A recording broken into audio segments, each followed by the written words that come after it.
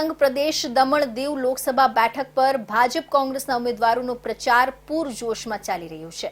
આ વખતે ભાજપના ઉમેદવાર તરીકે લાલુભાઈ પટેલ અને કોંગ્રેસના ઉમેદવાર તરીકે કેતનભાઈ પટેલ ચૂંટણી મેદાનમાં છે। ત્યારે હાલ બંને પક્ષ લોકસંપર્ક કરવા એડી ચોટીનું જોર લગાવી રહ્યા છે। દમણ કોંગ્રેસના ઉમેદવાર કેતન પટેલે વિધિવત રીતે ચૂંટણી પ્રચારની શરૂઆત કરી છે। પ્રચારની શરૂઆતમાં જ દમણમાં એક જંગી કાર રેલીનું આયોજન કર્યું હતું, જેમાં કોંગ્રેસના કાર્યકર્તાઓ અને સમર્થકો પણ જોડાયા હતા। કોંગ્રેસની આ રેલી દમણમાં વિવિધ વિસ્તારોમાં જાહેર માર્ગો પર ફરી અને લોકોનું સમર્થન માંગ્યું હતું। રેલી દરમિયાન અનેક જગ્યાએ કેતન પટેલનું સ્વાગત કરવામાં આવ્યું હતું, તો પ્રચારમાં કેતન પટેલના પત્ની અને મહિલા અગ્રણી અમી પટેલ પણ જોડાયા હતા। કેતન પટેલ દમણ દીવ કોંગ્રેસના પ્રદેશ પ્રમુખ છે। વર્ષ 2019માં પણ તેઓ આ બેઠક પરથી ચૂંટણી લડ્યા હતા।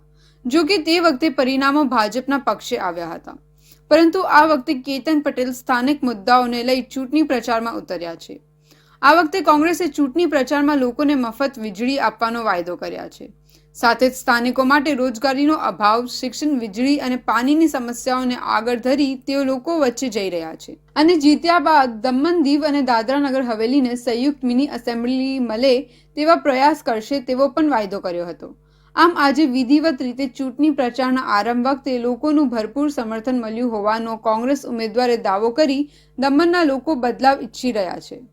આથી આ બેઠક પર કોંગ્રેસ જંગી રીતથી જીતશે તેવો આત્મવિશ્વાસ પણ વ્યક્ત કર્યો હતો। વિધાનસભાનું ગઠન થાય તો જ આપણા અહીંયા ચૂંટાયેલી પાંખ અને જનપ્રતિનિધિ જે હોય એને પ્રતિનિધિત્વ કરવાનો ત્યાં મોકો મળે અને આપણું અહીંયા દમણ દીવમાં એક વિધાનસભા અને દાદરા નગર હવેલી મળીને વિધાનસભા સ્થાપિત થાય એ અમારું સપનું રહ્યું છે અને એ સપનું અમે સાકાર કરી રહીશું અને કોંગ્રેસ પાર્ટી તરફથી આ પહેલી સીટ અમે દિલ્હી આપીશું।